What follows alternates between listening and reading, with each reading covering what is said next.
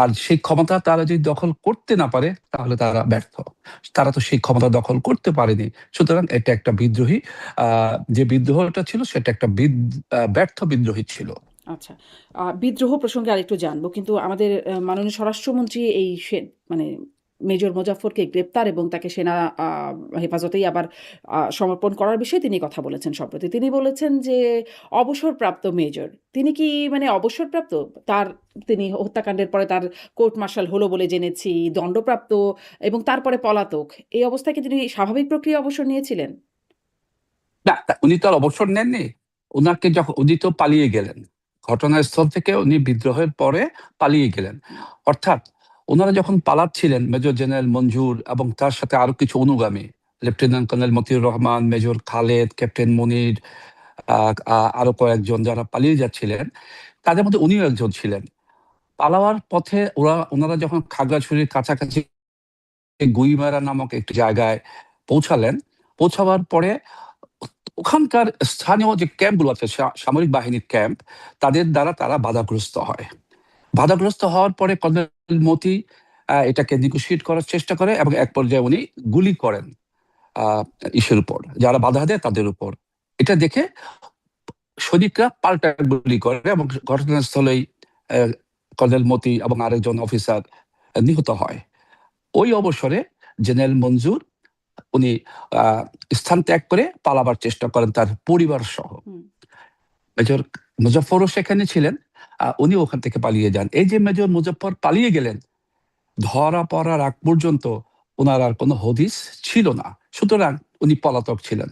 যেহেতু উনি 45 বছর, অবসরপ্রাপ্ত না চাকরিচ্যুত কি তিনি, নাকি মানে তার উনি বরখাস্ত, উনি বরখাস্ত? উনি বরখাস্ত, বরখাস্ত। তাহলে কি মানে আমাদের মাননীয় স্বরাষ্ট্রমন্ত্রী এটা কি তার স্লিপ অফ টাং, নাকি মানে তিনি কেন তাকে অবসরপ্রাপ্ত বলছেন?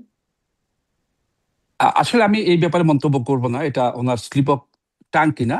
সত্যটা হচ্ছে উনি বরখাস্ত। আচ্ছা, তারপরে তিনি মানে আমরা যেটা দেখেছি মানে জেনেছি আর কি পরবর্তীতে, যে সেই ঘটনার একটা যেটা কোর্ট মার্শাল হয়েছিল, সেখানে 12 জনকে মৃত্যুদণ্ড দেওয়া হয়েছিল, মাত্র 19 দিনের একটা বিচার সম্পন্ন করে 12 জনকে মৃত্যুদণ্ড দেওয়া হয়েছিল। মেজর মুজাফফর সহ হয়তো একাধিক পলাতকও ছিলেন সেখানে।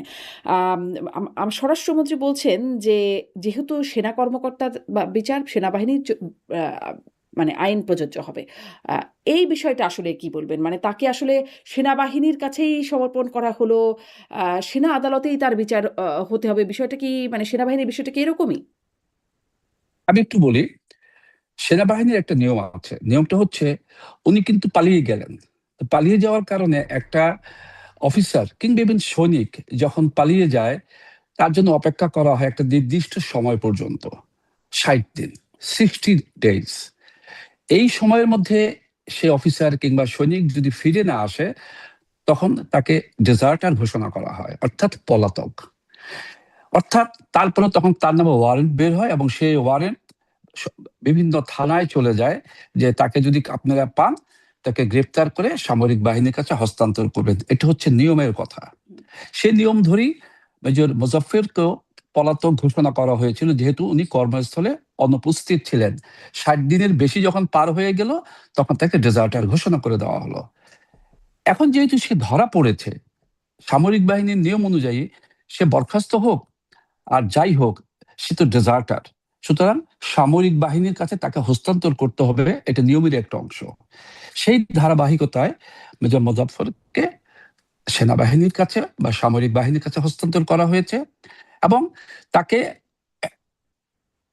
একটা নির্দিষ্ট প্রক্রিয়ার মধ্য দিয়ে যেতে হবে তার এই ফর্মালিটিস গুলো পুরো করার জন্য। এটা করতে গিয়ে এখন তাকে যদি ইন্টারোগেশন করা হয়, জিজ্ঞেস করা হয় কোনো কথা, সেটা হচ্ছে তদন্তেরই একটা অংশ, কারণ তাকে তো ডেজার্টার ঘোষণা করতে হবে অফিসিয়ালি। মানে কিন্তু এই যে সেনাবাহিনীর কাছে হস্তান্তর করতে হবে তার বিচার, মানে মাননীয় স্বরাষ্ট্রমন্ত্রী যেটা বলছেন যে সেনাবাহিনীর সদস্যদের বিচার সেনা আইনেই হতে হবে, তারই একটা ব্যাখ্যা আপনার কাছ থেকে শুনছিলাম। কিন্তু ধরেন সম্প্রতি যে গুম সংক্রান্ত অপরাধে তাদেরকে তো সবাইকে তো আসলে আন্তর্জাতিক অপরাধ ট্রাইব্যুনালেই তাদের বিচার করা হচ্ছে, সেখানে তো সেনাবাহিনীর কর্মকর্তারা, ফলে সেনা আইনে বিচার করতে হবে। এই আইনটা খাটলো না কেন তাদের বেলায়?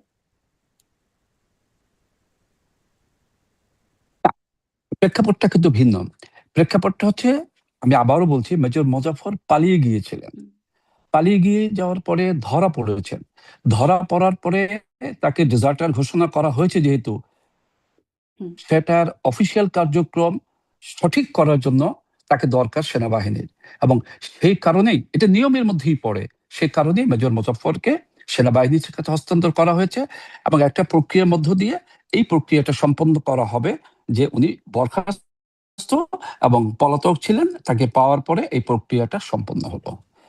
এখন যেহেতু উনি একজন খুনি হিসেবেও চিহ্নিত, সেহেতু আমরা হয়তো এই প্রশ্নটা তুলছি যে কেন সেনাবাহিনীর কাছে দেওয়া হলো। সেনাবাহিনীর কাছে তাকে দেওয়া হলো প্রাথমিক কারণ হচ্ছে ওনার উনি পলাতক ছিলেন।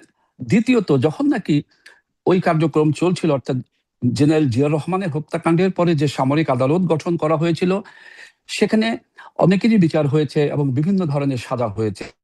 তার মধ্যে কিন্তু মেজর খালিদ এবং মেজর মোজাফফর এই দুজনও ছিলেন। কিন্তু মেজর খালিদ পালিয়ে যায়, মেজর মোজাফফর পালিয়ে যায়, যার ফলে তাদের বিচার সম্পন্ন করা যায় না। পরবর্তীতে জানা মতে, জ্ঞাত মতে 93 সালে মেজর খালিদ বিদেশে থাকা অবস্থায় ইন্তেকাল করেন, আর মেজর মোজাফফর গত 45 বছর পালিয়েছিলেন। সুতরাং সেনাবাহিনীর নিয়মের বহির্ভূত কোনো কিছু অংশ এটা না যে তাকে হস্তান্তর করা হয়েছে, এবং সেনাবাহিনীর নিয়ম মানে তো দেশেরই নিয়ম। জি, তা তো বটেই। আ মানে আমি এইজন্যই বুঝতে চাইছিলাম যে যারা এখন এই নতুন গুম সংক্রান্ত আইনে যারা আ তাদের ক্ষেত্রে কি কোনো ব্যত্যয় ঘটলো? নাকি তাদের ক্ষেত্রে বিষয়টা ঠিকই আছে? তাদেরও অনেকে পলাতক আছেন, মানে যাদের নামে ওয়ারেন্ট আছে তারা হ্যাঁ, পলাতক আছেন। জি। তাদেরকে কি যেরকম আপনি হয়তো সেনাবাহিনীতে হস্তান্তর করতে হবে নাকি আদালতে? আর যদি আপনি পলাতকের কথা বলেন, যারা ইতিমধ্যেই কর্মরত অবস্থায় পালিয়ে দেশের বাইরে চলে গিয়েছেন, আমরা অনেকের নাম জানি, যেটা কোথায় আছে আমরা শোনা মতে হুম, জানি, কিন্তু নিশ্চিত না কোথায় আছে। তারা যদি কখনো দেশে ফিরে আসে স্বেচ্ছায়, কিংবা তাদেরকে ধরে নিয়ে আসা হয়, তখন তাদেরকে কিন্তু প্রাথমিক যে আহ, সাজাটা, হুম। প্রাথমিক যে প্রক্রিয়াটা সেনাবাহিনীর মাধ্যমে করতে হবে। তার কারণ 60 দিনের অধিক হয়ে গেলে তাকে ডেজার্টার ঘোষণা করা হয়। তাদের ডেজার্টার ইতিমধ্যেই ঘোষণা করা হয়েছে, এবং ফিরে আসতে তাদেরকে সেনাবাহিনীর নিয়মের মধ্য দিয়েই যেতে হবে। কিন্তু যারা অবসর নেয়ার পরে চলে গিয়েছেন, তাদের ক্ষেত্রে কিন্তু এটা প্রযোজ্য হবে না। তারা ফিরে আসতে তাদের দেশের প্রচলিত আইনের মাধ্যমে এটাকে সাজা দেওয়া হবে। জি। মাননীয় স্বরাষ্ট্রমন্ত্রী এও বলছেন যে মানে তাকে সেনা আইনে বিচার করা হবে এবং একই অপরাধের জন্য ২ আলাদা, আলাদাভাবে বিচার করার সুযোগ নাই, বা বাংলাদেশের প্রচলিত আইনের যেটি কথা বলছেন যে একই ব্যক্তিকে তার অপরাধের জন্য ২ বার বিচার করার সুযোগ নাই। কিন্তু যতটুকু আমাদের জানা বা পড়ি, আমরা যতটুকু পড়ে জানি, দেখে জানি, শুনে জানি যে এ এখানে তো মূলত জিয়া হত্যাকাণ্ডের কোনো বিচার হয় নাই। রাষ্ট্রপতি জিয়াউর রহমান তার হত্যাকাণ্ডের তো বিচার হয় নাই। বিচার হয়েছে সেনা বিদ্রোহের। তাই নয় কি? সঠিক। হ্যাঁ, তাহলে কেন রাষ্ট্রপতি জিয়াউর রহমানের হত্যাকাণ্ডের বিচার কেন, মানে তাকে বিচার্য কেন করা যাবে না? মানে সাধারণ এই আইনে? প্রশ্ন হুম, আপনার মতো একজন সাধারণ নাগরিক হিসেবে কিন্তু এই প্রশ্নটা আমিও করতে পারি। হ্যাঁ, তার কারণ আহ, জেনারেল জিয়া নিহত হওয়ার পরে কিংবা শহীদ হওয়ার পরে বিএনপি কিন্তু দুবার ক্ষমতায় এসছে। সুতরাং অন্য কোনো দল না করুক, তাদের নিজস্ব দল এই প্রক্রিয়াটা সম্পন্ন করতে পারত। 91 সালে যখন আহ, বেগম খালেদা জিয়া ক্ষমতায় আসলেন, উনি এসে কিন্তু প্রাথমিকভাবে জেনারেল জিয়া হত্যার একটা তদন্ত শুরু করেছিলেন। তখন একজন বা দুজন সামরিক অবসরপ্রাপ্ত অফিসারকে তদন্তের স্বার্থে গ্রেপ্তার বলি বা ডেকে নিয়ে কথা বলি, সেগুলো করা হয়েছিল। তারপরে কিন্তু আমরা তার অগ্রগতি আর দেখিনি। এরপর 2001 সালে তো বিএনপি আবার ক্ষমতায় এসেছিলেন, তখন আমরা আর দেখিনি যে এই তদন্ত নিয়ে কোনো অগ্রগতি কিংবা অগ্রসর হয়েছে। আপনার মতো আমার প্রশ্ন যে এটা তখন কেন হয়নি। হুম। আর হ্যাঁ, তখন কেন সেনাবাহিনীর হয়নি ক্ষেত্রে মানে যেটা একদমই বলছেন, ঠিক। আপনি যেটা সে- বলছেন যে তারপরে আরো মানে ৩ বার তিনি মানে ক্ষমতায় এসেছিলেন। ২.৫ বার বলা চলে। ১ বার খুব অল্প সময়ের জন্য। কিন্তু তিনি ক্ষমতায় এসেছেন বেগম জিয়া। তখন এটা হয় নাই। এখন আসলে কি হলো যে আ মানে গোয়েন্দা নজরদারিতে তিনি গ্রেপ্তার হলেন। সেটা কি আপনারা কিছু মানে বুঝতে পারেন? জনাব মোতাহার হোসেন। জি। শুনতে পাচ্ছেন? হ্যাঁ, পাচ্ছি বলবেন। আচ্ছা, আপনি যে প্রশ্ন করলেন যে এরপরে কেন এটা হয়নি, এটা আসলে ৩ বার বলবো না, ২ বার। হুম, ২০০১ সাল, আচ্ছা। আর ওদিকে ছিল ১৯৯১ সাল, মাঝখানে ৯৬ সালে ৯৬ তো অল্প সময়ের জন্য। হুম, প্রশ্ন হচ্ছে যে সেনা বিদ্রোহ যেটা হয়েছিল এটা একবারই ঠিক ছিল, কারণ তারা জেনারেল জিয়াকে হত্যা করেছে। কিন্তু হত্যা করার সময় তো তারা সরকারের বিরুদ্ধে বিদ্রোহ ঘোষণা করেছে। তাদের উদ্দেশ্য ছিল বিপ্লবী পরিষদ গঠন করা। সুতরাং সেনাবাহিনীর নিয়মিত এই ধরনের কোনো নিয়ম নেই, সুতরাং তারা বিদ্রোহী। এই বিদ্রোহীদের বিচার করেছে সেনা আইনে, সুতরাং সেটা সেদিক থেকে ঠিক আছে। যাদের বিচার করেছে তারা কতটুকু সম্পৃক্ত ছিল, তাদের কতটুকু যোগ সাজস ছিল, সেটা যারা বিচারকের ভূমিকায় ছিলেন তারা বলতে পারবেন। কিন্তু বিচারটা ঠিক ছিল যে যে কথা বলে বিচার করা হয়েছে যে তারা বিদ্রোহী, বিদ্রোহীদের সেনা আইনে বিচার করার এখতিয়ার সেনা আইনে দেওয়া হয়েছে এবং সেগুলা সাংবিধানিকভাবে স্বীকৃত। জি। কিন্তু তারপরে মানে আমার প্রশ্নটা, এই প্রশ্নটা আপনিও করছেন। কিন্তু কোনো উত্তর মেলে? রাজনীতিবিদ, আপনি গণমাধ্যমেও কাজ করেছেন একটা বড় সময়। ফলে অনেকের সাথে কথা বলবার সুযোগ হয়েছে, জানবার সুযোগ হয়েছে। কেন এই বিষয়টাকে ধামাচাপা দেয়া হলো? ধরেন আপনিও বলছেন যে ২ বার অন্তত তারা ক্ষমতায় এসেছে, বেগম জিয়ার নেতৃত্বে সরকার গঠন করেছে। কেন তখনও হয় নাই? আ মানে এই বিষয়টাকে এড়িয়ে যাওয়া কেন? একটা বিচার বিভাগের তদন্ত কমিশনও গঠন হয়েছিল। সেই কমিটিও কখনো মানে রিপোর্টও কখনো আলোর মুখ দেখে নাই। আ কেন এই ধামাচাপা দে- দেওয়ার কাজটা কেন হলো? আপনার এই প্রশ্ন উত্তরে আমি বলবো যে মেজর মোজাফফর এখন গ্রেপ্তার হয়েছেন। উনি দীর্ঘদিন পলাতক ছিলেন। যেহেতু ওনাকে গ্রেপ্তার করা হয়েছে, একজন জীবন্ত সাক্ষী হিসেবে এখন শুধুমাত্র উনিই আছেন, আর কেউ নেই। আমরা একটু অপেক্ষায় আছি এখন যে ওনার কাছ থেকে কোনো তথ্য বের হয়ে আসে কিনা, তার কারণ উনি জেনারেল মঞ্জুরের একজন ঘনিষ্ঠ সহযোগী ছিলেন। যদিও উনি মেজর ছিলেন, বাট হুম। একজন ঘনিষ্ঠ সহযোগী ছিলেন। একটা বিদ্রোহ যখন সম্পাদিত হয় তখন সবাই পরিকল্পনা না জানলেও কিছু কিছু লোক সেই পরিকল্পনার অংশীদার হয়, না হলে তো পরিকল্পনাটা সফল হবে না। সেই ক্ষেত্রে মেজর মোজাফফর পরিকল্পনার অংশ কতটুকু ছিলেন, হুম। কতটুকু জানতেন, এবং ওনার পেছনে কি শুধু সামরিক শক্তি কাজ করেছে নাকি কোনো রাজনৈতিক কিংবা আন্তর্জাতিক শক্তি কাজ করেছে, এটা এখন বের হয়ে আসার সময় হয়ে গিয়েছে। আমি বিশ্বাস করি, আপনি বিশ্বাস করেন, আমরা সবাই বিশ্বাস করি, মেজর মোজাফফরের মাধ্যমে আপনি যে প্রশ্নের উত্তরগুলো আমরা পেয়ে যাব। জি। এটা কিন্তু পেতে হবে, আমাদের কিন্তু দরকার। ধরেন আমরা কি করে আসলে এই বিশ্বাসটা করতে পারি সেটা নিয়ে প্রশ্ন। কারণ সেই তখনও ধামাচাপা দেওয়া হলো ১২ জনকে, সাথে, সাথে ১৯ দিনের মধ্যে মৃত্যুদণ্ড দিয়ে একদম বিচার কাজ সম্পন্ন করে ফেলা হলো বিদ্রোহের জেনারেল মঞ্জুর। তাকেও নিয়ে এসে পুলিশের হাত থেকে নিয়ে এসে সামরিক হেফাজতে তাকে হত্যা করা হলো তাকেও। তারপরে এই যে দফায়, দফায় ক্ষমতায় আসলো বিএনপি, তখনও এটার কোনো বিচার হলো না। বিচার বিভাগের তদন্ত কমিটি কোনো আলোর মুখ দেখল না। এখনো আবার সেই সেনাবাহিনীর কাছেই হস্তান্তর করা হয়েছে মেজর মোজাফফরকে। যেই সেনাবাহিনী এতদিন বিষয়টা চেপে গেছে। কেউ মুখ খোলেনি। নিশ্চয়ই কেউ না কেউ ছিল, দেখেছে, জেনেছে, কোনো রকম মুখ খোলেনি। তো এখনো যে ধামা চাপাই দেয়া হবে না, তার নিশ্চয়তা কি? কিভাবে বিশ্বাস করব যে আসলে তার নিশ্চয়, প্রকাশ হবে? আমি বিশ্বাস করি যে তখন যে সেনাবাহিনী ছিল, অর্থাৎ তাকে যারা মেরেছে জেনারেল মঞ্জুরকে, তারা ছিল সে বিদ্রোহীর অংশীদার। হুম। আর এখন যারা সেনাবাহিনীতে কর্মরত আছে তারা তো সে বিদ্রোহের কোনো অংশীদার না, তখন তাদের অনেকেরই জন্মই তো হয়নি। সুতরাং আপনার এই প্রশ্নটা অমূলক না হলেও ঘটনা সত্যি হওয়ার যথেষ্ট সন্দেহ আছে। তার কারণ এই ধরনের কাজ আর হতে পারবে না, ধামাচাপা দেওয়ার সুযোগ কম। এবং যেহেতু জেনারেল মঞ্জুরকে যারা মেরেছিল তারা তো বিদ্রোহের সাথে জড়িত ছিল, আর এখন যারা তদন্ত করছে তারা তো বিদ্রোহের সাথে জড়িত না। সুতরাং তাদের তো ভয় নেই, ভীতি নেই যে সত্য বের হয়ে আসলে যারা তদন্ত করছে কিন্তু তাদের সত্য সমস্যা বের হতে হচ্ছে পারে, সেটা তো কিংবা সেই ইভেন কোর্ট যারা মার্শাল। কর্মরত আছে। কোর্ট মার্শাল ধরেন সেনাবাহিনীর আদালতে বিচার হবে। হ্যাঁ, মানে সেগুলো তো গোপনই রাখা হয়। হ্যাঁ, সেই প্রক্রিয়াগুলো হবে। তো জনসম্মুখে উন্মোচন করা হয় না। কোর্ট মার্শাল হবে না, আপনার কথা ঠিক আছে। কোর্ট মার্শালের মানে তার বিচার যখন হবে, বিচারের মাধ্যমে তো একটা তথ্য বের হয়ে আসবে। কোর্ট মার্শালের হুবহু কি জিনিস হলো সেটা হয়তো বের হয়ে আসবে না, কিন্তু একটা তথ্য বের হয়ে আসবে এই কারণে, কারণ তাকে যদি সে দোষী সাব্যস্ত হয়, দোষী সাব্যস্ত হওয়ার কারণে তাকে যদি কোনো সাজা দেওয়া হয়, কেন সাজা দেওয়া হলো এটা তো বর্তমান যুগে না বলার কোনো সুযোগ নাই। দ্বিতীয়ত এরকমও তো হতে পারে, যেটা হওয়ার সম্ভাবনা আছে বলে আমি মনে করি। কারণ দেখেন একটা জিনিস, ওনাকে না পাওয়ার পরে ইনভেস্টিগেটর তখন যারা ছিলেন তারা কি করলেন, তারা বলে দিলেন এই মামলার কোনো ইয়ে নেই, আহ, উম, এই মামলার কোনো আহ, গুরুত্ব নেই, হুম। গুরুত্বহীন একটা মামলা, মামলা খারিজ করে দেওয়া হলো। এবং মুজাফফরকে মামলা থেকে অব্যাহতি দিয়ে দেওয়া হলো। এগুলোর পিছনে তো কোনো না কোনো শক্তি কাজ করেছে। তখন সেনা পর্যায়ে যারা তো ধরেন সেই নেতৃত্বে শক্তিগুলো ছিলেন। যে এখন কাজ করছে না, মানে বারবার প্রশ্নটা এখানে আসে কারণ কি এতবার এই বিষয়টাকে ধামাচাপা দেওয়ার চেষ্টা হয়েছে, সেই একদম হত্যাকাণ্ডের পর থেকে শুরু করে কেউ বিচার কাজ করার চেষ্টাও করলো না, তখনও ধামাচাপা হলো, তদন্ত কমিটিও আলোর মুখ দেখলো না, পরপর দুইবার মানে অন্ততপক্ষে দুইবার ক্ষমতায় আসলো বিএনপি, তারই স্ত্রী হলেন প্রধানমন্ত্রী, তখনও আসলে এটা উন্মোচন করা গেল না। এখনও যখন গ্রেপ্তার হলো, সাংবাদিকদের সাথে কোনো কথা বা আদালতে তোলার প্রক্রিয়া না, সেনা হেফাজতে আবার দেয়া হলো। মানে সেখানেও ঠিক ততটুকুই বক্তব্য আসবে যতটুকু আর্মি প্রকাশ করতে চাইবে, সেনাবাহিনী প্রকাশ করতে চাইবে, তার বাইরে তো আসবে না।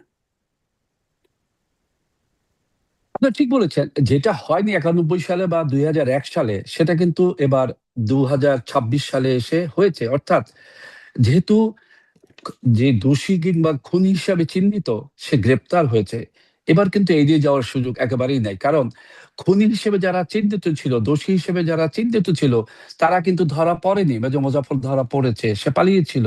সুতরাং এবার কিন্তু মেজর মোজাফফরের থেকে আমরা তথ্য পাবো না, জাতি জানবে না, এ ধরনের সুযোগ অবশ্যই কম। কিন্তু ধরা অবশ্যই কম। পড়েছেন মাত্র একজন, মেজর মোজাফফর, বাকিদের তো মৃত্যুদণ্ড তখন কার্যকর করে ফেলা হলো। আর একজন হয়তো পলাতক আছেন, তিনিও কি অবস্থায় আছেন জানা যায় না, এবং তাদেরও অনেক বয়স, তাদের স্মৃতি। না, আমি হুম। না, আমি আপনাকে বলেছি মেজর খালিদের কথা। হ্যাঁ। জ্ঞাতমতে উনি ইন্তেকাল করেছেন 93 সালে। তার মানে সুতরাং জীবন্ত সাক্ষী একমাত্র। একজনই আছে, মেজর মুজাফফর। তো তিনি যদি হ্যাঁ, এখন তিনি একমাত্র। যদি এখন সুতরাং সঠিক আমরা কথা এখন না তার বলেন ধরেন, হ্যাঁ, মানে যেহেতু তাকে ক্রস চেক করার সুযোগ নাই, তাহলে কিভাবে আসলে সত্য উন্মোচিত হবে? সত্য উন্মোচিত হওয়া বহুত পথ খোলা আছে, যারা ইনভেস্টিগেটর তাদের কাছে জানা আছে। আমি নিজেও যেহেতু একজন সেনা কর্মকর্তা এবং তদন্তের উপর আমার বিশেষ প্রশিক্ষণ রয়েছে, আমি সেই অভিজ্ঞতার আলোকে আমি বলতে চাই, একটা দোষী ব্যক্তি যখন বলতে শুরু করবে তাকে ক্রস চেক করার হয়তো এখন আর সুযোগ নেই। কিন্তু যে প্রক্রিয়ার মধ্য দিয়ে তাকে প্রশ্ন করা হবে, উত্তর নেওয়া হবে, এবং কিছু সিস্টেম আছে, আমি তার কাছ থেকে যতটুকু পাচ্ছি তার কতটুকু সত্য কতটুকু সত্য না সেটা যাচাই করার কিছু পদ্ধতি আছে। সবকিছু করে অন্তত এটুকু বলতে পারি আমার বিশ্বাস থেকে, অভিজ্ঞতার আলোকে, যে এখান থেকে সত্য কিছুটা হলো আলোর মুখ দেখবে। জি। জাতি জানতে পারবে যে আসলে পেছনে কি ছিল। একটা কথা আমি আপনাকে বলি, দেখেন, আহ, যখন একটা বিদ্রোহ হয় তখন সেই সময় সেনা পর্যায়ে যারা নেতৃত্বে ছিলেন, তখন তো সেনার নেতৃত্বে ছিলেন জেনারেল এরশাদ, উনি ছিলেন সেনাবাহিনী প্রধান, এবং উনি ঢাকা থেকে এটাকে মনিটরিং করছিলেন। এবং ব্রিগেডিয়ার হান্নান শাহ যখন নাকি ইয়েটা করছিল, নেগোসিয়েশন করছিলেন, তখন কিন্তু ঢাকার সাথে এই নেগোসিয়েশনের যে পয়েন্টগুলো ছিল, 4টা পয়েন্ট, যে এদেরকে বিপ্লবী পরিষদ গঠন করতে হবে, দেশের সামরিক শাসন জারি করতে হবে, আহ, আহ, এবং আরো 2টা পয়েন্ট ছিল। এই যে কথাগুলো ছিল, সেই কথাগুলো কিন্তু ঢাকায় পাঠাচ্ছিল ব্রিগেডিয়ার হান্নান শাহ জেনারেল মঞ্জুরের পক্ষে মধ্যস্থতাকারী হিসেবে। হুম। এখন জেনারেল এরশাদ তো এরপর অনেক দিন জীবিত ছিলেন, উনি ক্ষমতায় ছিলেন।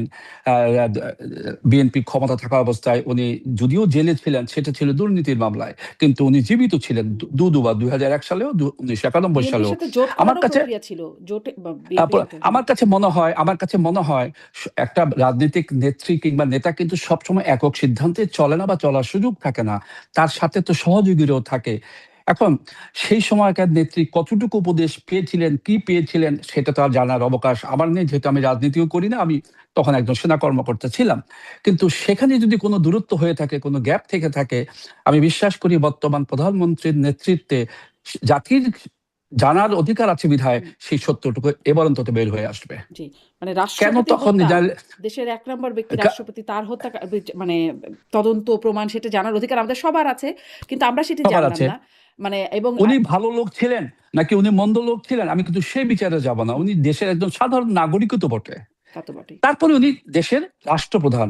একটা রাষ্ট্রপ্রধানকে একটা সামরিক অফিসার গিয়ে গুলি করে মেরে ফেলবে, আমি অন্তত একজন সাবেক সেনা কর্মকর্তা হিসেবে কোনোভাবেই এটা মেনে নিতে পারি না।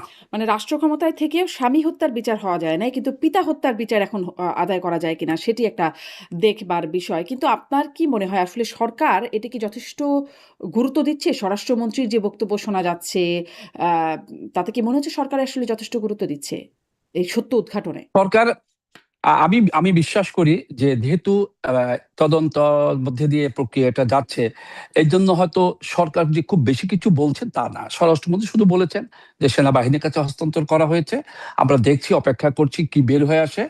কিন্তু আমি বিশ্বাস করি ভিতরে ভিতরে অবশ্যই একটা মনিটরিং চলছে, চলার কথা। এবং জাতি যেন অন্ধকারে না থাকে, আমি আপনার মাধ্যমে বলতে চাই যে কিছু কিছু তথ্য যেটা জানাবার মতো, যেটা জানাবার মতো সেটা জাতিকে জানানো উচিত, যেন আমরাও আশ্বস্ত হই একটা সত্যি প্রক্রিয়ার মধ্য দিয়ে তদন্তটা চলছে। তদন্তের কিন্তু স্বার্থে আমার অনেক কিছু ওইখানেই হয়তো খুব এখন বলবে প্রশ্নটা না। জাগে। ওইখানেই খুব প্রশ্নটা জাগে যখন স্বরাষ্ট্রমন্ত্রী বলেন একই অপরাধে ভিন্ন, ভিন্ন আদালতে ভিন্নভাবে বিচার করার সুযোগ নাই। তখন মনে হয় যে তাহলে জিয়া হত্যাকাণ্ডটাকে কি অপরাধ হিসেবে দেখা হচ্ছে না? মানে বিদ্রোহের অপরাধে তাকে বিচার করা হয়েছে।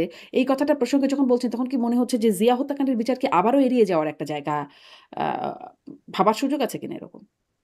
আচ্ছা, আপনার প্রশ্ন উত্তরে বলি, যেহেতু বলা হচ্ছে যে একই অপরাধে দুবার বিচার হবে না, যদি মেজর মুজাফফর, যেহেতু আমরা জানি উনি খুনি হিসেবে চিহ্নিত, এটা আমরা ইতিমধ্যেই জানি। হুম। সুতরাং সেনাবাহিনীর প্রক্রিয়ার মধ্যে দিয়েও যদি তার বিচার কার্য সম্পন্ন হয় এবং সেখানে বিচারের যে সাজাটা হবে সেটা আমরা জানি না, সেই সাজাটাও যদি হয়ে যায়, তাহলে কি দ্বিতীয়বারের মতো বিচারের আর কোনো দরকার আছে? হুম। কিন্তু ধরেন তার যে বিচার হয়েছিল সেখানে তো তিনি মৃত্যুদণ্ডপ্রাপ্ত ছিলেন না। ছিলেন কি? তার যে বিচার হয়েছিল তখন তো উনি পলাতক ছিলেন। হ্যাঁ। কিন্তু রায় উনি তো সেখানে হয়েছিল। রায় হয়েছিল, সেখানে তার রায়ের উনি অংশীদারি ছিলেন না। আপনি প্রশ্ন করতে পারেন যে রায় তো তার বিরুদ্ধে যায়নি। আমি আবারও বলছি, চিটাগাং এ যে বিদ্রোহটা হয়েছিল, আ এখন আমি তো আপনাকে প্রমাণ নিয়ে কথা বলতে পারব না। যেহেতু আমি দীর্ঘ ৩০ টা বছর সামরিক বাহিনীতে কাজ করেছি, সেটার আলোকে, বিভিন্ন জনের সাথে কথা বলার আলোকে, গণমাধ্যমে কাজ করেছি, সেটার আলোকে আমি যেটা বলতে চাই সেটা হচ্ছে মেজর মুজাফফর তো বিদ্রোহীদের একটা অংশ, এবং সে জীবিত, এবং সে পালিয়ে গিয়েছে। বিদ্রোহের বিচারের সাথে যারা জড়িত ছিল, অর্থাৎ যাদেরকে দিয়ে বিচার কাজ সম্পন্ন করা হয়েছে, তারাও যে প্রভাবান্বিত হয়নি, এটাই বা বুঝি কি করে? সে প্রভাবান্বিত হওয়ার কারণেই হয়তো ওনার কিছু হয়নি।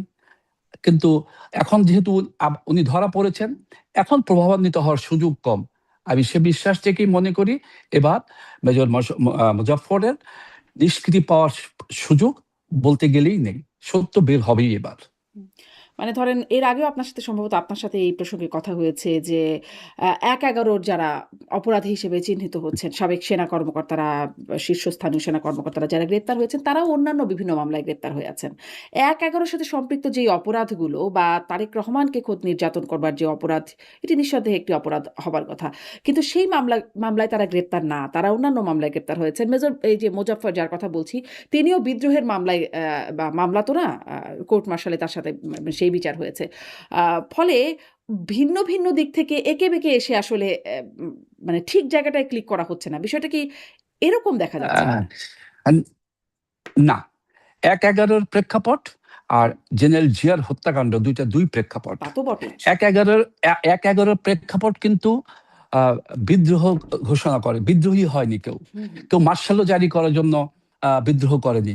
সামরিক দেশে জরুরি অবস্থা ঘোষণা হয়েছিল, এটা করেছিলেন রাষ্ট্রপ্রধান। তদানীন্তন রাষ্ট্রপ্রধান আ জনাব ইয়াজউদ্দিন আহমেদ। সুতরাং সেটা ছিল আ সাংবিধানিকভাবে বৈধ। কিন্তু আমরা হয়তো প্রক্রিয়াটাকে কি হয়েছিল, নেপথ্যে কি ছিল সেটা বের করেছি এখন। আর জেনারেল জিয়াকে যে হত্যাকাণ্ডটা করা হয়েছে সেটা তো কোনোভাবেই বৈধ না। সেনাবাহিনীর কিছু বিপথগামী অফিসার, তারা বিদ্রোহ করেছে, রাষ্ট্রপ্রধানকে হত্যা করেছে। সুতরাং আসলে এটার সাথে ওটা মেলাবো না। কিন্তু দুটোই ভালো কাজ না। হুম। সবচাইতে নিন্দনীয় কাজ হচ্ছে একজন রাষ্ট্রপ্রধানকে গুলি করে হত্যা করা। এটার বিচার হতে হবে, এবং আমি বিশ্বাস করি হবে।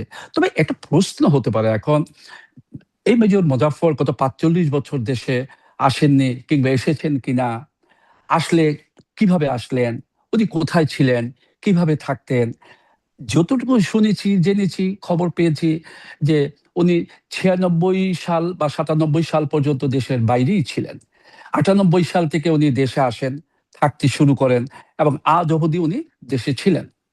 প্রশ্নটা হচ্ছে, যদি উনি ৯৮ সালে দেশে ফিরে আসেন, ৯৮ সাল থেকে ২০০১ সাল পর্যন্ত একটা সরকার ছিল। যদি সেই সরকারের ছত্রছায়া উনি পেয়ে থাকেন, ঠিক আছে। ২০০১ সাল থেকে তো ২০০৬ সাল পর্যন্ত আবার অন্য একটি সরকার ক্ষমতায় ছিল, যেটা ছিল জেনারেল জিয়ারেরই গঠনকৃত দল।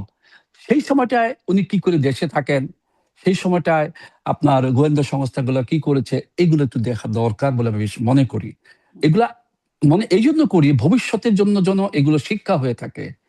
এরপরে আবার যখন 2026 সালে ফেব্রুয়ারিতে বর্তমান সরকার ক্ষমতায় আসলেন, তো মেজর মোজাফফরের তো বোঝা উচিত যে অন্তত সেটা, যে এই সরকার আবার যদি তাকে খোঁজ করে, এখন তাকে খোঁজ করবে না এই ধরনের আশ্বাস উনি পেয়েছিলেন। কারণ 2001 সাল থেকে তো 2006 সাল পর্যন্ত উনি দেশে ছিলেন জানা জানা মতে। তাহলে 2026 সালে এসে হয়তো উনি ওই ধারণা থেকেই দেশে থেকে গিয়েছেন। কিন্তু বিচারের বাণী তো নীরবে নিভৃতে কাঁদে। বিচার হয়তো তার পক্ষে আর যায়নি কোনো কিছুই, এবং উনি ধরা পড়েছেন। এই তথ্যগুলো, এই যে প্রশ্নগুলো করলাম, এগুলো কিন্তু এখন বের হয়ে আসার সময় হয়েছে। আমি বিশ্বাস করি এগুলো বের হয়ে আসলে এই পিছনে কোনো আন্তর্জাতিক শক্তি তো পরের কথা, রাজনৈতিক আভ্যন্তরীণ কোনো শক্তি কাজ করেছে কিনা সে together from the supreme court of Bangladesh. আপনি ওইখান থেকে একটা দুইটা জজকে যদি বের করে নেন, তাহলে কনস্টিটিউশনও থাকে না। So I am not challenging one section or two section. আমি আমার চ্যালেঞ্জটা হচ্ছে that that historically this is a dead ICT.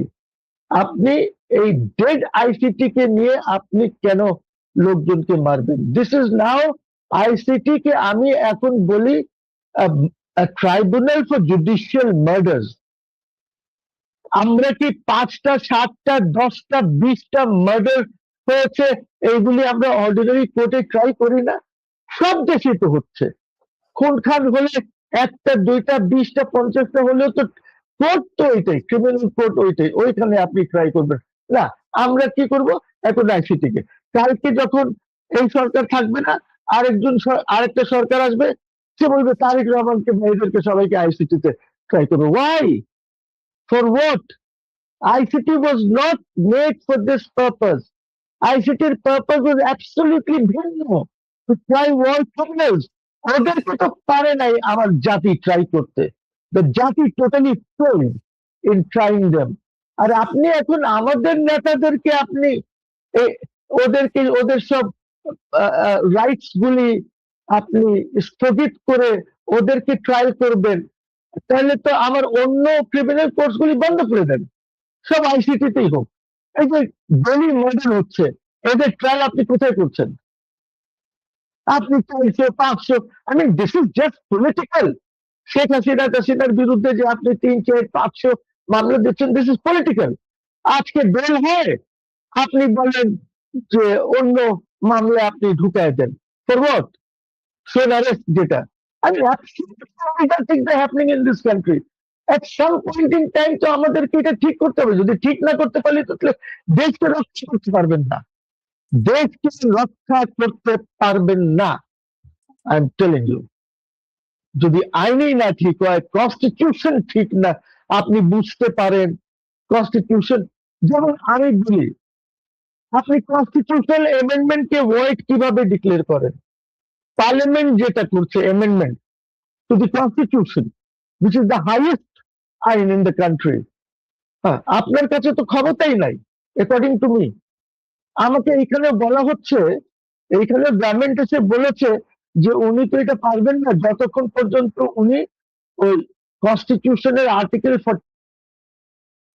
Challenge না করেন। So I am saying no. আমি যেটা বিশ্বাস করি না, ওয়াই শুড আই চ্যালেঞ্জ? আমি যেটা পার্লামেন্ট করেছে, এটা পার্লামেন্ট এটাকে শেষ করবে। আপনারা এত পাওয়ার দেখাইতেছেন, 15th অ্যামেন্ডমেন্ট 13th অ্যামেন্ডমেন্ট অমুক অ্যামেন্ডমেন্ট, এগুলি উড়িয়ে দিচ্ছেন জাস্ট বিকজ শেখ হাসিনা করেছে। You cannot do that. Parliament যেটা 2/3 মেজরিটি দিয়ে যেটা করছে, because constitution has given power to the parliament to amend the constitution. আর বাকি যেটা আছে আর্টিকেল 72 বা 26 বা 44, এইসব 26 44 এটা তো জাস্ট ফর ফান্ডামেন্টাল রাইটস।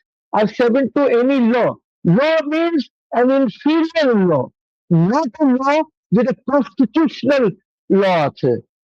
এইগুলি তো আমাদেরকে ঠিক করতে হবে। আমার চ্যালেঞ্জ এই আইসিটি থেকে নিয়ে, এটার মধ্যে অনেক কথা হচ্ছে, করতে হবে। আপনার বেশ কিছু কথা এর মধ্যে, যেমন আপনি বললেন যে 24শে জুলাই আগস্ট নিয়ে যদি এতই দরদ থাকে তাহলে নতুন করে একটা কোর্ট খুলতে পারে, বা আমরা এর আগে অতীতে দেখেছি স্যার যে আপনার হাইকোর্ট বা সুপ্রিম কোর্ট যে কোনো কিছু দেখলে মানে ওনারা জনস্বার্থে রুল দিতেন, সুপ্রিম কোর্ট রুল দিতেন। জি, এটাকে আমরা বলি সুমোটো। এখন স্যার আমি আপনাকে জি। 2-3টা জিনিস একটু দেখাই আগে, তারপরে জিজ্ঞেস জি, করছি। জি। যেমন এই যে স্যার আজকে 20শে জুলাই, মানে আজকের এই 20শে জুলাইতে সর্বপ্রথম এই দুইজন পুলিশ অফিসারকে মেরে রাস্তায় ঝুলিয়ে দেওয়া হয়েছিল যাত্রাবাড়িতে জি 2024-এ। এই দুইজন ওনারা ছিলেন, জি এই দুইজনকে। এরপরে গত 4-5 দিন আগে যেটা প্রথম আলোতে এসছে, জি নতুন জি আবেদন নেই, জুলাই শহীদের সংখ্যা 843, জি সরকারি হিসাব বলছে। জি অন্য এক পত্রিকায় ব্রেইন ইনফেকশনে মৃত্যু 11 মাস পরে হয়ে গেলেন জুলাই শহীদ। জি 108 জনের তদন্ত করে পুলিশ বের করছে, 108 জনের মৃত্যু যেগুলো হসপিটালে অন্য কারণে মারা গেছে, 4 বছর আগে মারা জি গেছে, এগুলোকে জুলাই শহীদ জি বলা হয়েছে। এখন জি আমাদের সুপ্রিম কোর্ট এগুলো দেখে কেন বলছে না যে পুলিশ হত্যার বিচার করতে হবে এবং এই ভুয়া মামলাগুলো সব বাতিল করতে হবে? সুপ্রিম কোর্ট এখন কেন, এখন কি দেখছেন না ওনারা নাকি ওনাদেরকে আপনি কোন সুপ্রিম কোর্টের কথা বলছেন? বাংলাদেশের যে হাইকোর্ট? সুপ্রিম কোর্ট হাওয়ায় বলে, হ্যাঁ, কোন সুপ্রিম কোর্ট? এই সুপ্রিম কোর্ট তো হাওয়ায় বলে। যে সুপ্রিম কোর্ট একটি রায় দেয় তারপরে আপনি ওইটা পরে শেষ হয়ে যায়। আপনি কি কোন সুপ্রিম কোর্ট? আমাদের এখানে তো ইনসাফ কোর্টেরও তো ক্যাপাসিটি নাই ভাই। আমার এইখানে আমি যেরকম বারবার বলি যে জাতীয় সংসদের কোনো ক্যাপাসিটি নাই, ডেপথ নাই, ক্যাবিনেটের কোনো ক্যাপাসিটি নাই, ডেপথ নাই এই দেশকে এগিয়ে নিতে। সিমিলারলি ইনসাফের ব্যাপারে সুপ্রিম কোর্টেরও কোনো ক্যাপাসিটি নাই, কোনো ডেপথ নাই। বিকজ আপনি যারা জজ আছেন, ঠিক আছে, ওদের ক্যাপাসিটি থাকতে হবে, ওদের ডেপথ থাকতে হবে, ওদের বুঝতে হবে that what is my position. কিন্তু তারা যদি মনে করে যে আমার position is like any other public servant, তাহলে তো হবে না। আগেকার জজদের তো এই পরিস্থিতি ছিল না, বিকজ এদেরকে কন্ট্রোল করার জন্য, দেখেন আপনাকে উদাহরণ দেই, যেরকম ওই গভর্নমেন্ট, আগের গভর্নমেন্ট যে ছিল ইন্টারিম গভর্নমেন্ট, তারা একটা সচিবালয় এটাকে সেপারেট রাখার জন্য সব বন্দোবস্ত করেছে। এই গভর্নমেন্ট এসে ওইটাকে তো পাসই করে নাই, পাস করে নাই তো, because they want to control the judiciary, they want to telephone the জাজেস, উপরে নিচে সবখানে, যে কোনটা বেল দিবা, কোনটা বেল দিবা না, কারে কতদিন কারাগারে রাখবা। কিসের জুডিশিয়ারির কথা বলছেন আপনি? আপনারা you are dreaming, actually you are dreaming that Bangladesh has a judiciary. Bangladesh has a judiciary which moves with the wind. Bangladesh judiciary তো, আপনারা হাইকোর্ট তো কোনোদিনই আপনার ইয়ে হবে না, বিকজ মাহমুদুল ইসলাম চৌধুরী যে ক্ষতি করে গেছে, ওই deputy attorney general, assistant attorney জেনারেলকে কোর্টগুলিতে বসিয়ে, এখন তো কোর্ট কোনো কাজই করে না।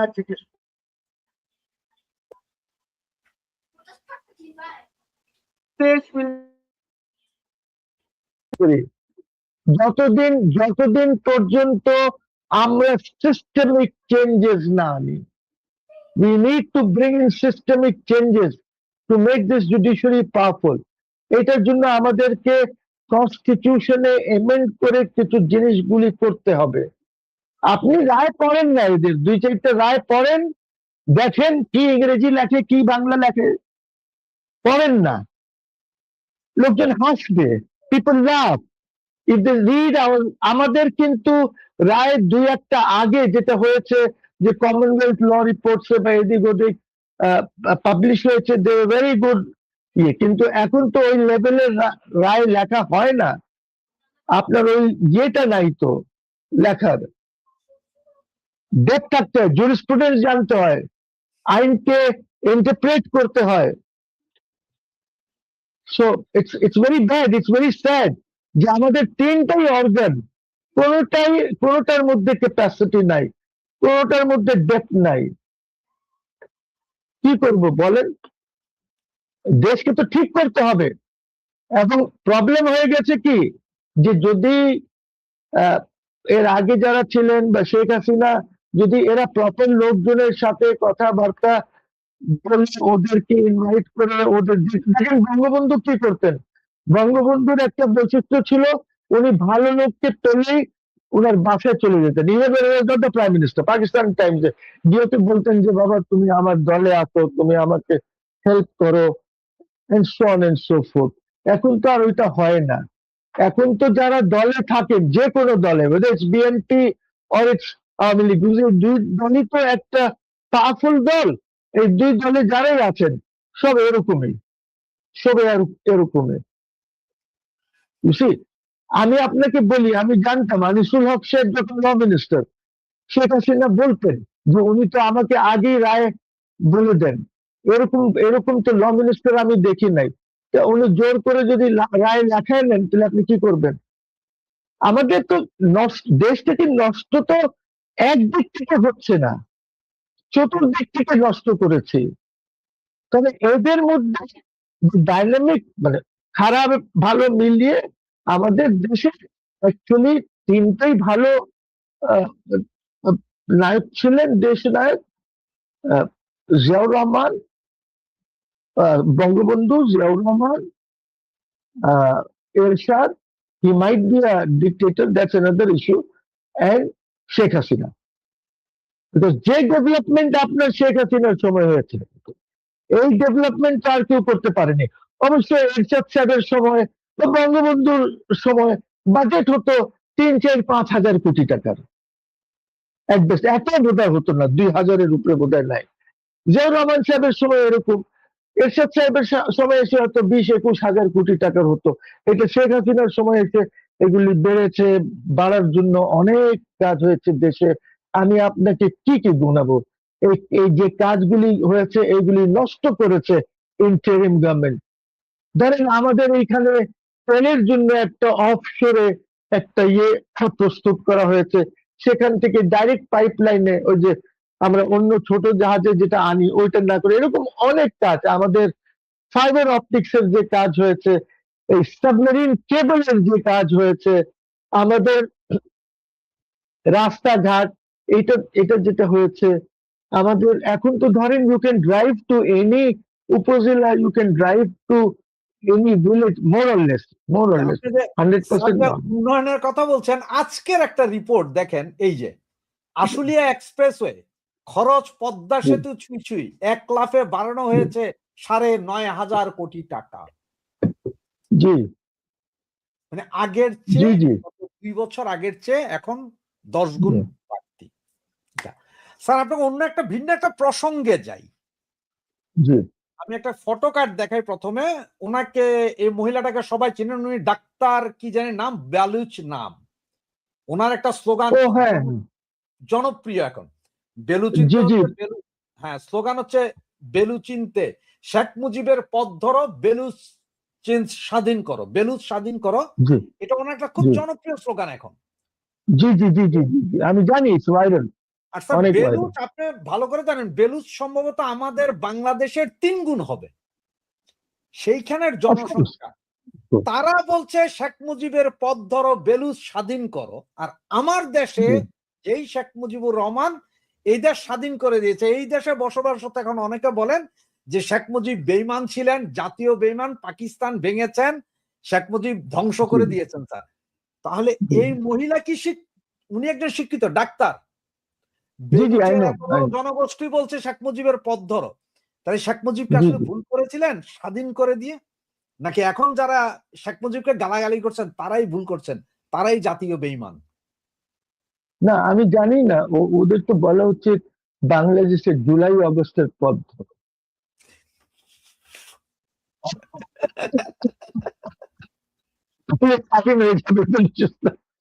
আমি কি বলবো এটার উপরে বলেন? আরে লজ্জাও লাগে না আমাদেরকে এসব কথা বলতে, যে শেখ মুজিব। বলা উচিত যে জুলাই আগস্টের পথ ধরো, বেলুচ স্বাধীন করো। Right right right right right, স্বাধীন হয়ে যাবে। What can I tell you? Sir আরেকটা জিনিস দেখাই, এটা অবশ্য আমাদের জাতীয় বিষয়, সরাসরি আমাদের জাতীয় বিষয়। আপনার কাছে কেমন মনে হচ্ছে জানি না। রোহিঙ্গাদের হাতে হাতে বাংলাদেশের জন্ম নিবন্ধন ও পাসপোর্ট পাড়ি জমাচ্ছেন জি বিদেশের সিন্ডিকেট জড়িত স্থানীয় প্রশাসন ও জনপ্রতিনিধি। জি কিছুদিন আগে আমাদের Khalilur Rahman ৫৬,০০০ passport already Saudi আরবে যারা আছেন দিয়ে গেছেন। শেখ হাসিনার সময় জি জি পাসপোর্ট দিতে বলেছিলেন সৌদি যে রোহিঙ্গাদেরকে, তখন দেয়নি, কিন্তু এই ইন্টারিম সরকার দিয়েছেন, এখনো চলছে। বিষয়টাকে কিভাবে দেখছেন আপনি? ওরা অ্যাকচুয়ালি আমরা মানা করে দিয়েছিলাম বিকজ রোহিঙ্গাসদেরকে তো সৌদি আরবিয়া নিয়ে গেছে, অনেক রোহিঙ্গা সৌদি আরবিয়ায় আছে। এখন ওদেরকে তো আমরা যদি of course passport is not your nationality, but in a way it is nationality also, because ওর সাথে তো আপনি আইডি টাইডি সবই দিচ্ছেন, এনআইডি টেনআইডি সবই দিচ্ছেন, খালি পাসপোর্ট তো আর দিচ্ছেন না। তাহলে ওরা আমাদের নাগরিক, আমরা আরো বাংলাদেশি, তারপরে এরা এখন যারা আছে আমাদের এখানে 10-11 লক্ষর মতন যে রোহিঙ্গা আছে তারাও বলবে, তো ওদের মোটামুটি বার্মায় রিপ্যাট্রিয়েশনটা আর হবে না, বিকজ আমরাও চাইনিজদেরকে ওইভাবে মূল্যায়ন করি নাই। বিকজ আই রিমেম্বার আমাদের প্রধানমন্ত্রীর ভিজিটে চাইনিজ এরকম একটা ইয়ে দিয়েছিল, যদি আমরা এই রুটটা করি ফ্রম আমাদের চিটাগং থেকে আপ টু কুনমিং, ওদের যে আছে যেটা রাখাইনের উপর দিয়ে মায়ানমারের উপর দিয়ে যাবে, তাহলে he will put pressure on the Myanmar government to repatriate the Rohingyas. কিন্তু আমরা এটার কোনো উত্তর দিই নাই। এখন এটা গভর্নমেন্টই বলতে পারে, আমাদের তো ধরেন শোনার কথা, তারা পাবলিকলি বলুক যে প্রেসিডেন্ট জি কি বলেছিলেন, উনি কি উত্তর দিলেন, তাহলে ক্লিয়ার হয়ে যাবে। বিকজ আমার প্রধানমন্ত্রী তো দেশে ফেরার পর কোনো প্রেস কনফারেন্স করেন নাই এখন পর্যন্ত। দেশে ফেরার পর ফ্রম মালয়েশিয়া অ্যান্ড চাইনা উনি কোনোই প্রেস কনফারেন্স করেন নাই, he has not made the press. Similarly আমার জানা মতো উনি প্রেসিডেন্টকে রিপোর্ট করেন নাই যে কি কথাবার্তা হয়েছে, যেটা ওনার কনস্টিটিউশনাল অব্লিগেশন আছে। তো আমি জানি না, উনি তো মোটামুটি দেখছি যে prime minister is following the Yunus line, যে বাইরে যাব, এখানে জনগণকেও কিছু জানাবো না, রাষ্ট্রপতিকেও জানাবো না, এরকম আমার মনে হচ্ছে, ধারণা হচ্ছে। এই জন্যই আমি অনেক সময় বলি that this government seems to be an extension of the Yunus government. এই জন্য এই গভর্নমেন্ট এগোতে পারবে না খুব বেশি, যতক্ষণ পর্যন্ত সেখান থেকে তারা সরে না আসে। তো এখান থেকে সরে না আসার জন্য ওই সরকারের 2-3 জন তো এখানে আছে। একজন হলো আপনার খলিল, একজন হলো আমার কারেন্ট ল মিনিস্টার। আপনি কি মনে করেন যে এই যে আইন পাশ করেন, এই যে আপনার সুপ্রিম কোর্টের এইখানে যে সচিবালয়ের আইন বা অন্য যে আইনগুলি, হিউম্যান রাইটস কমিশন যেগুলি এরা বাতিল করে দিয়েছে, এরা করে নাই। আপনি কি মনে করেন যে এই আইনগুলি যখন ইউনুস গভর্নমেন্ট করেছে তখন অ্যাটর্নি জেনারেলের ফিডব্যাক নেয় নাই? They must have taken the feedback of the Attorney General. আজকে ওই Attorney General যখন মন্ত্রী হয়েছে তখন উল্টা কথা বলছে, তখন এইগুলি না, কিসের সচিবালয়? Because the government wants to maintain control over the judiciary. That's about it. That's about it. আপনি জানেন না এই মুহূর্তে যখন আমি কথা বলছি আপনার সাথে, জুডিশিয়ারিতে অ্যাপেলেট ডিভিশনে অ্যাপয়েন্টমেন্ট দেওয়ার মতন লোক নাই, পাওয়া যাচ্ছে না। You see, আপনার মেধা এত ডিপ্লিটেড হয়ে গেছে যে আমি এইটা আপনাকে বোঝাতে পারবো না এইখানে, এই আপনার সাথে এই টক শোতে যে সিচুয়েশনটা কি। There is a likelihood they may even do something to remove the current chief justice. এইটার দুই দিকই আছে, ভালো আছে খারাপ আছে। হয়তো many will say it is very good, I will say the way they want to do it, it is very bad. আমরা তো শুনছি যে তারা কি করতে যাচ্ছে, কিভাবে করবে। They want to follow the same formula that they followed in case of Justice K.M. Hassan, যেটা করা হয়েছিল, অথবা what Ershad did to remove justice Kamaluddin. So এইগুলি ম্যানিপুলেশনস আমার লোককে বসাও। So what wrong did Hasina do? আর আমি আবার জাতির কাছে মাফ চাচ্ছি যে আমি এই সুপ্রিম কোর্টকে তখন বলেছিলাম supreme court of Awami League, যার জন্য আমি ক্ষমা চাই। বিকজ আপনার কাছে মেধাই নাই। আর time is going to come when you will have to import lawyers from other country, lawyers, judges বানানোর জন্য from other countries. আপনার লেভেলই নাই এখন। আপনার এই দেশে এখন লয়ার্সদের ওই লেভেল নাই। See, you tell me something. আপনি পার্লামেন্ট যেখানে কনস্টিটিউশনে একটা জিনিস বলছে, ওইখানে কোর্ট ওইটার উপরে কেমনে বসে আর বলে যে এইটা বাদ দিয়ে দিলাম আমি? Are they above the parliament? Are they above the constitution? They can interpret the constitution. They cannot say that এই কনস্টিটিউশনের এই অ্যামেন্ডমেন্টটা বাতিল করে দিলাম। কি ক্ষমতা তোমার? হ্যাঁ, তুমি আন্ডার আর্টিকেল 7(2) তুমি এনি আইন, any law is not constitution law means ordinary law, যেটা আমরা 151 মানে আমি ধর 300 হাউস, এখন তো এটা কত 350 অর্ধেক কত হবে 175, 176 দিয়ে আমরা 176 দিয়ে আমরা যে আইন পাস করব, দ্যাট ইজ ল। ওইগুলি যদি ইসের সাথে কন্ট্রাডিক্ট করে, ওইটা আপনি টু দ্যাট এক্সটেন্ট যতটুকু কন্ট্রাডিক্ট করছে, you will say it is ultra vires the constitution. অথবা আমাদের যে ফান্ডামেন্টাল রাইটস চ্যাপ্টার আছে, সেখানে দুই জায়গায় দুইটা আর্টিকেল আছে, 26, 27 whatever, 26 and 44, এইখানে বলা আছে যে এই চ্যাপ্টার ফান্ডামেন্টাল রাইটস এর চ্যাপ্টারে যদি কোনো আইন পার্লামেন্ট পাস করে, which is contradicting the part 3 of the constitution, which is the fundamental rights part, so that will be void to that extent. এটা তো বলে নাই যে যেখানে আপনার সেপারেট ক্ষমতা দেওয়া আছে কনস্টিটিউশন এমেন্ড করার, কিভাবে করবেন আপনি, বড় টাইটেল কি হবে, ছোট টাইটেল কি হবে, শর্ট টাইটেল, লং টাইটেল, এইভাবে এমেন্ড করবেন, ওইটা তো কনস্টিটিউশন ক্ষমতা দিয়েছে। জুডিশিয়ারিকে তো ক্ষমতা দেয় নাই যে আমি কনস্টিটিউশন এমেন্ড করবো তোমরা। So that is Y I say 8th amendment আপনারা যেটা সেটিসাইড করেছেন, that was wrong. 5th amendment আপনি সেটিসাইড করেছেন, that was wrong. 7th amendment করেছেন, that was wrong. 13th amendment, 15th amendment-এ আপনি যে বললেন 13th amendment থাকবে না, বঙ্গবন্ধুর ছবি টবি এগুলি থাকবে না, আপনাকে এই ক্ষমতা কনস্টিটিউশন দেয় নাই, জনগণ দেয় নাই। বিকজ কনস্টিটিউশন শুরু হচ্ছে we the people, that people has not given you. ওরা পার্লামেন্টের ক্ষমতা দিয়েছে সংবিধানকে এমেন্ড করতে বা ঠিক করতে বা হোয়াটএভার।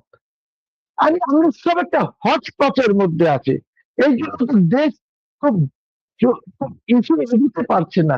শেখ হাসিনা এত ডেভেলপমেন্ট করলেন, আমাদের পার ক্যাপিটাল ইনকাম এত বাড়লো, আমাদের জিডিপি বাড়লো, আমাদের এক সময় ফর মেনি ইয়ার্স শেখ হাসিনার সময় আমাদের জিডিপি প্রায় 6% এর এবাভ ছিল, 7% ছিল, 7.5% ছিল বা 2% একটা ইসে ছিল। এখন আমাদের জিডিপি এরা ফোরকাস্ট করছে 4 পয়েন্ট সামথিং, আমি ফোরকাস্ট করছি it will be 3 point something. So that's where we stand. That's where this country stand. একটা খুব ইন্টারেস্টিং জিনিস যেটা কিছুক্ষণ আগে পেয়েছি, সেটা হচ্ছে যে এটা হচ্ছে গ্রামীণ পরিবেশ উন্নয়নে ডাক্তার ইউনূসের অবদান রয়েছে জ্বালানি মন্ত্রী। এই কথা আমাকে জিজ্ঞেস করবেন না।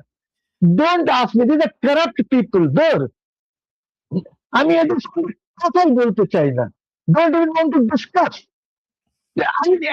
ডিসগাস্টিং লোক এরা, যে এর সম্বন্ধে কোনো ডিসকাশন করাই আমার জন্য বেইজ্জতি।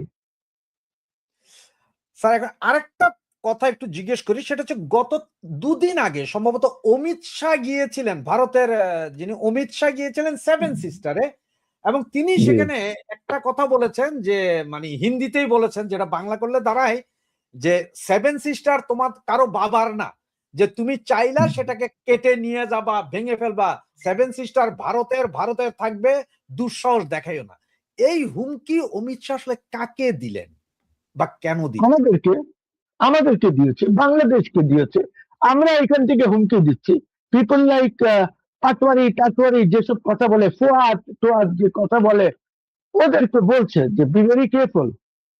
এখানেই তো আমার ভয়টা, যে তোমরা ইন্ডিয়া একটি ইন্ডিপেন্ডেন্ট কান্ট্রি, ওর পিছে কেন লাগছো তোমরা? কেন? ওরা সেভেন সিস্টার্স, ওরা যদি নিজে আলাদা হয়ে যাবে, যদি তামিলনাড়ু আলাদা হয়ে যাবে। আমাদের ওইখানে তো কোনো কিছু করার নাই। We are small country with a huge population, আমাদের ল্যান্ড ম্যাস কম, আমাদের অনেক সমস্যা আছে। This is also an indication যে তোমরা যে হুমকি দিচ্ছ, আইসো গ্যাঞ্জেসের উপরে কথা বলতে, পানি বন্টন, আইসো, তোমাদেরকে শিখাই দেবো কিভাবে বন্টন করতে হবে। These problems can only be solved by Sheikh Hasina. Only person this করতে পারবে। আরেকটা কোশ্চেন, যেমন আমাদের বর্তমান প্রধানমন্ত্রী যিনি আছেন তারেক জিয়া, উনি প্রথমে গেলেন মালয়েশিয়া, এরপরে গেলেন চায়না, এখন যাচ্ছে সৌদি আরব, যেখানে ইন্ডিয়া যাওয়ার কথা ছিল হয়তো সেটা বাতিল করে সৌদি আরব যাচ্ছেন। আমার জি। প্রশ্নটা হচ্ছে যে আমাদের সামনে এখন গঙ্গা চুক্তি, তিস্তা চুক্তি, অনেকগুলো জি, জি। প্রবলেম ভারতের সাথে পানি বন্টন নিয়ে। এই চুক্তিগুলোর কি হবে? আবার ওদিকে আপনার চাইনিজ অ্যাম্বাসেডর বলছে যে ওদের করিডোরের ব্যবস্থা অলরেডি হয়ে গেছে বাংলাদেশের মাঝখান দিয়ে, এটার কাজ চলতেছে। আমেরিকাই বা কি করবে? আমেরিকা কিচ্ছু করতে পারবে না। আমেরিকা ইজ এ ডিক্লাইনিং পাওয়ার। আর আপনি খলিলুর রহমানকে দিয়ে কি করবেন? আপনি Yunus being a sort of agent of the United States of America, সেই চুক্তিটা 72 ঘন্টা আগে করে গেল। সে কি বলতে, দেখেন ইন্ডিয়া তো এখনো চুক্তি করে নাই। না, India has still not signed the চুক্তি। They are still waiting. কি ওয়েট করছে জানেন? They are waiting for the mid term elections in the United States of America. আমাদের কি কোনো থট আছে পৃথিবীতে যে কোথায় কি হচ্ছে, কিভাবে আমরা এটাকে এগিয়ে নেব, বা কিভাবে কি করব? আছে কিছু? কিচ্ছু নাই, কিচ্ছু নাই। সো আমাদের দেখেন, জিও পলিটিক্স ইজ চেঞ্জিং। আপনি এই চেঞ্জিং ওয়ার্ল্ডে যদি আপনি every minute something is happening, আপনাকে তো নজর রাখতে হবে। আপনার তেলের দাম চলে গেছে এখন, it's almost going to touch $90 ব্রেন্ট যেটা আছে। তো আপনার এইগুলি আপনি কিভাবে সামলাবেন? আপনাকে তো দেখতে হবে। আপনি জানেন, এই যে শেখ হাসিনার সময় যে সমুদ্রের মধ্যে যে ইয়েটা করা হয়েছে, যে বড় জাহাজ tankers will come offload their oil ওই ইসের মধ্যে, ওই অফশোরে, ওইখান থেকে পাইপ দিয়ে আমাদের এখানে চলে আসবে। ঠিক আছে? এইটা আপনি কোনো উদ্যোগই নিচ্ছেন না। That is rafting. আপনার এই যে হাজার হাজার কোটি টাকা যে আপনি সেখানে লাগিয়েছিলেন এই একটা ডেভেলপমেন্ট কাজে, এইটা তো রাস্ট করছে আর মোর্চা লাগছে। এইটা শেষ হয়ে যাবে, তো ধ্বংস হয়ে যাবে। কিন্তু এইটা যে খরচ করেছেন, এই লোনের টাকা তো আপনাকে দিতেই হবে। আপনার তো করণীয় কিছু নাই। যেটা কস্ট কমায়, আপনি যখন ওইখানে অফশোরে আপনি নামায় দেবেন তেল পাইপের মাধ্যমে, এটা আপনার রিফাইনারি বা যেখানে যাওয়ার চলে যাবে, তাহলে আপনার কস্ট কমে গেল না? নাহলে ওইখানে আপনাকে ছোট জাহাজে এনে নামিয়ে আবার ওই জাহাজে আপনাকে লাইট রিচ করে এখানে নিয়ে আসবেন। তো এই জিনিসগুলি কেন?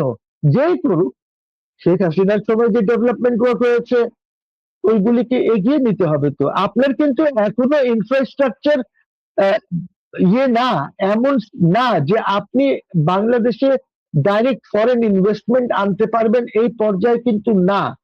আপনার কাছে গ্যাস নেই, ইলেকট্রিসিটি নেই, আপনি লো কি বলে ডোমেস্টিক ইনভেস্টমেন্টই আনতে পারবেন না। আনএমপ্লয়মেন্ট বেড়ে যাবে। আনএমপ্লয়মেন্ট যদি বেড়ে যায়, তাহলে law and order situation will be badly affected, বুঝতেই পারেন। তো অনেক সমস্যা আছে। The prime minister, he seems to be concentrating more on his personal image, আমাকে যা মনে হয় পার্সোনাল ইমেজটা ওনার বেশ ভালো উপরের দিকে যাচ্ছে। পার্সোনাল ইমেজ ওনার, কিভাবে উনি চলাফেরা করেন, কিভাবে উনি খান, কতটুকুন খান, কি পরেন, এইসব ওনার পাবলিকের মধ্যে ইমেজ বাড়ছে, বিকজ এইটা পাবলিকের সাথে আপনার একটা লিঙ্ক হচ্ছে, যে আমি যেরকম জিন্স পরি, কেটস পরি, একটা টি শার্ট পরি, ওরকম আমার প্রধানমন্ত্রী পড়ছেন। This is very good, I am not against it, I am all for it. কিন্তু your job is not your personal image only, that's good, কিন্তু আপনার জব হচ্ছে রাষ্ট্রকে। আপনি ক্যাবিনেটে বসে বলে দিলেন যে লিগেদেরকে দমন পীড়ন করতে হবে, দাবায় রাখতে হবে, ক্যাবিনেটে বসে মানে একটা ইয়ে আছে কি, এটা কি ক্যাবিনেট সেক্রেটারি যে কাগজ পাঠিয়েছিল এটার মধ্যে এটা ছিল, এজেন্ডার মধ্যে? certainly was not there. So আপনি কিভাবে করলেন এই জিনিসগুলি? এই এটা বিষয়ে পত্রিকায় এসেছে। হ্যাঁ, এটা আমার একটা প্রশ্ন আছে আপনার কাছেও। তো তার আগে আপনাকে একটা ইনফরমেশন দেই স্যার, যেটা জি আমরা এই যে ইউরোপ এবং ইংল্যান্ডে প্রাইমার্ক নামে একটা দোকান আছে বা চেইন শপ, জি জি জি জি জি ওরা জি জি সমস্ত জি ক্লথ বিক্রি করে, বাচ্চা থেকে শুরু করে বুড়ো, পুরুষ থেকে জি মহিলা জি সবার। এটা একটু সারা সস্তা পাওয়া যায় প্রাইমাতে। প্রচন্ড সস্তা, এবং গত 10 বছর যাবৎ আমি ইউরোপের সব দেশ, ইংল্যান্ডেও দেখেছি, এগুলো সব মেড ইন বাংলাদেশ ছিল। জি জি জি গত শুক্রবারে আমি একটা কারণে ওখানে গেলাম, পরে আমি বললাম যে একটু দেখি প্রাইমার্ক থেকে কিছু মৌজা নি, কারণ সামার শুরু হয়ে গেছে। কিছু জি মৌজা জি বাচ্চাদের, এটা প্রতিদিন পরে এরা নোংরা করে। কিনতে যেয়ে জি দেখি যে এখন ম্যাক্সিমাম জিনিসপত্র মেড ইন চায়না। জি তখন জি ওখানে আমি ২-৩ জনে জিজ্ঞেস করলাম, কিরে আগে তো বাংলাদেশ বিক্রি করতো, তখন অনেক বাঙালি চাকরি করে, এখন চায়না? জি জি বলে যে এটা জানি না কোম্পানির কি পলিসি, এই এখন যে জি মালগুলো এগুলো তো গত বছরের অর্ডার। গত ও বছর অর্ডারের মালগুলো এখন আসছে চায়নার। তাই বলে বাংলাদেশি জি মাল নাই, জি বলে যে আছে অল্প, কমে জি যাচ্ছে। এবং জি জি শীতের আমাদের যে মালগুলো ইন্ডাস্ট্রিজ বন্ধ আসছে হয়ে সেগুলো গেছে। নাকি চায়না। তার মানে কি আমরা বিজনেস সেক্টর হারাচ্ছি নাকি? Garments sector? অফকোর্স, অফকোর্স আমরা আস্তে আস্তে আমাদের এক্সপোর্ট তো কমে যাচ্ছে। আমাদের এখন অনলি রিলায়েন্স ইজ অন, যেটা ঠিক আছে সেটা হলো, যেটা আপনারা যে টাকা পাঠান বিদেশ থেকে আপনার বাপ মাকে বা আত্মীয় স্বজনকে, রেমিটেন্স যেটা। ওই জি রেমিটেন্সটার উপরেই আমরা নির্ভরশীল। কিন্তু এই রেমিটেন্সের উপরে আমরা কত নির্ভরশীল থাকতে পারবো আমি জানি না, বিকজ আমরা আবার বদমাইশিও করি। মানে আমাদেরকে আখ্যায়িত করা হচ্ছে অ্যাজ এ ভায়োলেন্ট কান্ট্রি, মানে ওই লেভেলে, বুঝছেন না? জি, জি। ভদ্র কান্ট্রি না, আমাদের লোকজনকে এরকম একটা আখ্যা দেওয়া হচ্ছে এখন বিদেশে। So that this will also reduce, এটা আরো রিডাকশন হবে এটাতে, যদি আমরা লোকজন না দেখেন। মালয়েশিয়াতে তো আপনি কিছুই করতে পারবেন না। ইউ হ্যাভ 25 লক্ষ লোক সেখানে আছে, অফিসিয়ালি 10-11, কিন্তু ওইখানে আছে 25, কেউ কেউ 30ও বলে। During my last visit also I saw মালয়েশিয়াতে, খুব খারাপ অবস্থা। তো আপনি স্যার তো আপনাকে শ্রম বাজার, হুম, গত সপ্তাহে আমরা কথা বলেছিলাম শেখ হাসিনার আসার বিষয়ে। জি তো জি শেখ হাসিনা আসছে এটা নিয়ে যেমন বিভিন্ন আলোচনা হচ্ছে, এর মধ্যে আপনি অলরেডি কথা বলেছিলেন আমাদেরকে যে জি তারেক জিয়া ক্যাবিনেট মিটিং এ বলেছেন যে আওয়ামী লীগ, ছাত্রলীগ, যুবলীগ যাকে যেখানে পাওয়া যায় এগুলোকে অ্যারেস্ট করার জন্য, এবং কিছু কিছু মানে জায়গায় নিপীড়ন। জি নতুন মামলা করে হলো ধরা, বা অজ্ঞাতনামা মামলায় জি ঢুকে ধরার ৫ জি লক্ষ জি ধরার কথা বলছে। এরপর জি যে জি বাচ্চা সংগঠন যেটা আছে এনসিপি, এরা এখন শেখ হাসিনা যাতে আসতে না পারে বাধা দিবে। জি এতদিন জি ছিল যে ক্ষমতা থেকে ফেলাও, আইনাত ঝুলাও। এখন বলতেছে সে জি আসতে জি পারবে না দেশে। পুরো বিষয়টাকে আসলে জি জি কিভাবে দেখছে? কোথায় যাচ্ছি আমরা? শোনেন শোনেন শোনেন, এরা যাই বলুক না কেন, Sheikh Hasina is very intelligent. Sheikh Hasina জানে, she is also politically shrewd, she knows যে আমাকে কি করতে হবে, এবং সে যখন একটা অ্যানাউন্সমেন্ট করেছে, she will definitely come, but এটা সে নিজের স্বেচ্ছায় আসবে।